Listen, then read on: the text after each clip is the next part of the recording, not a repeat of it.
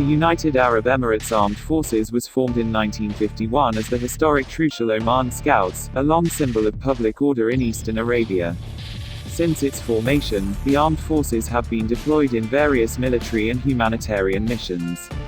As a result of its active and effective military role despite its small active personnel, the United Arab Emirates Armed Forces is commonly nicknamed as Little Sparta by United States Armed Forces General and former U.S. Defense Secretary James Mattis. Today we know about UAE Armed Forces Strength 2019.